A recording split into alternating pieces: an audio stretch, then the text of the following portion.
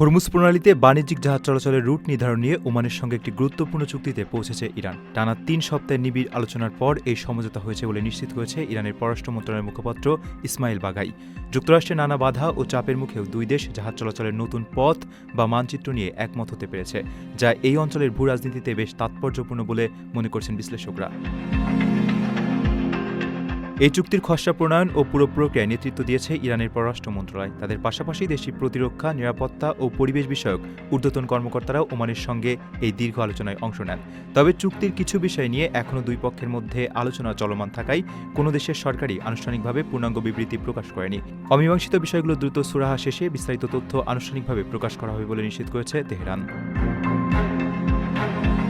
Hormuz প্রণালী নিয়ে যুক্তরাষ্ট্র ও ইরানের চরম উত্তেজনার মধ্যে তেহরান ও মাস্কাটের এই সমঝোতা আন্তর্জাতিক অঙ্গনে ব্যাপক আলোচনার জন্ম দিয়েছে। মাত্র একদিন আগেই মার্কিন প্রেসিডেন্ট ডোনাল্ড ট্রাম্প এক অনুষ্ঠানে দম্ভ ভরে দাবি করেছিলেন ইরানকে যুদ্ধে হারিয়ে হরমুজ প্রণালীকে যুক্তরাষ্ট্রের নিজস্ব ভূখণ্ড হিসেবে ঘোষণা করবেন তিনি।